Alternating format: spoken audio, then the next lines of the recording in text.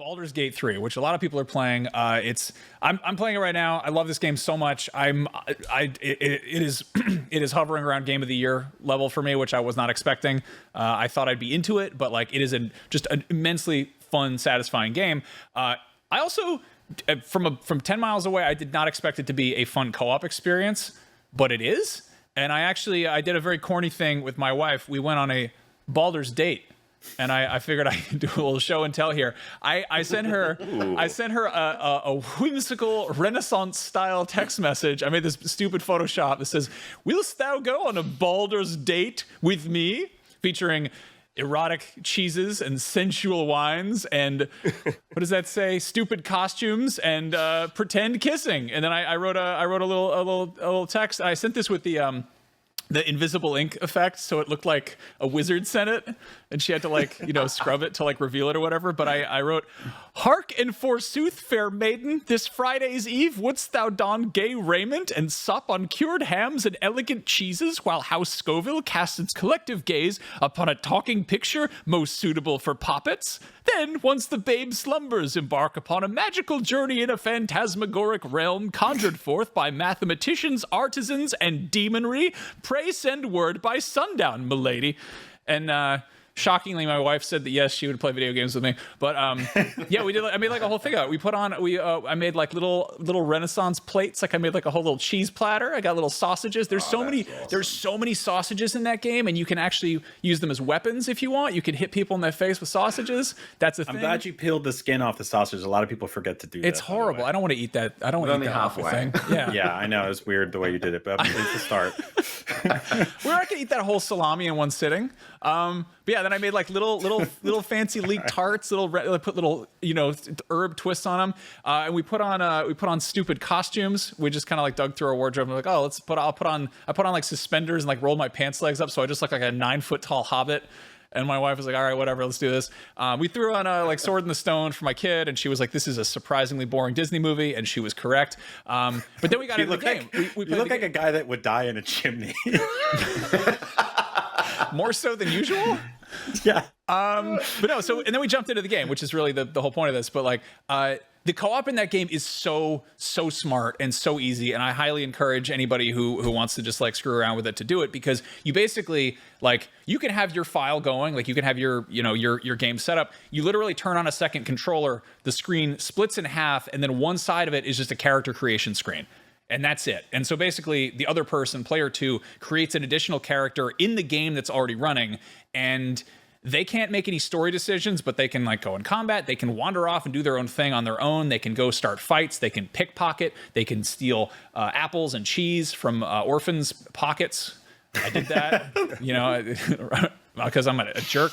But it's just like, it's a remarkably like, I guess, especially compared to the more recent things I've caught, which is like Elden Ring, which you have to like, eat a dead guy's finger or ring a bell or whatever, and like in this case you just turn on a controller and it's like bloop, and like it is a technical wizardry that like this game is basically running twice pretty much, and when you come into like a story conversation, you basically like you can just sort of go from split screen to full screen and see what the whole thing is going on, but it's just like it was just super like fun and painless, and I was totally expecting it to be like one of those dumb headaches where we're like, oh, we're having like a fun video game date night, and it just like winds up being a total pain in the ass.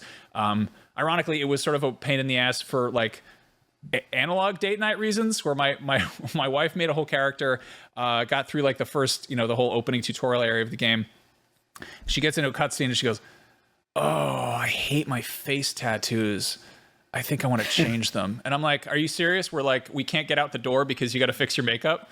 And so she goes back to the reroll screen, rerolls the whole character, and like because my character was created in that character's game, I had to like speed run making a gnomish bard named Lemmy who looked like the dude from Motorhead, and I was just like flipping through all the hair options or whatever. And she gets into a cutscene with the second one. She's like, oh wow, I hate the haircut of this one. I'm just gonna reload the first one. I was like, ah. So I'm just like, you're just okay, whatever. But once we got into it, it was super fun, and it's hilarious because like we totally play games differently. Like she's very much like she wants to make the good choices. She doesn't want to make anyone mad, and I'm like, I'm gonna steal cheese and apples from orphans. I'm gonna. At one point, she got mad at me, and I just took off my clothes and started playing an instrument, like in the game, not in real life. But you can just drop trow and just start like playing the flute, and also, if you want to do a double Baldur's Gate, you could do that where like 2 people can play locally, and I believe just do co-op with 2 other people playing elsewhere.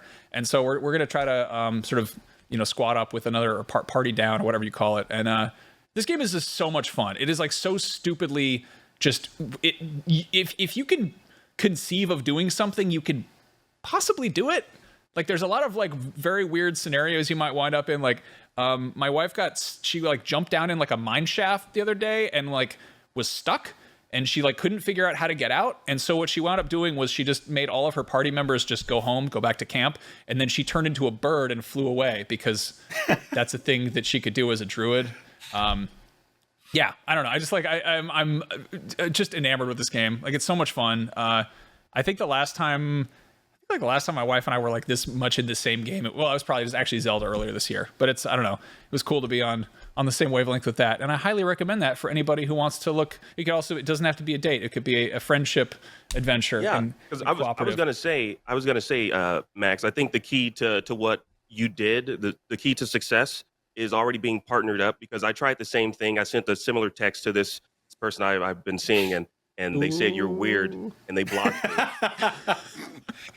I thought you meant like having the accounts on the same PS5, but you meant like no. I mean, like I tried to set up a Baldur's Date. Yeah. I tried to set up one. I sent I know this is second date number thrice or whatever I said. I said date number thrice. Shalt thy go out with me? Yeah. And she said, no, you're weird, and you didn't say any of that Old English properly. Yeah, it is every date is a Baldur's Date when you're married to this guy. Brian pointed at himself for the listeners, in case you're wondering. If you're listening at home, Brian does not have a lot of hair on his head. That's right. He likes to make Baldur's Bring that up all the jokes. But no, this game is phenomenal. I'm dying to play more of it.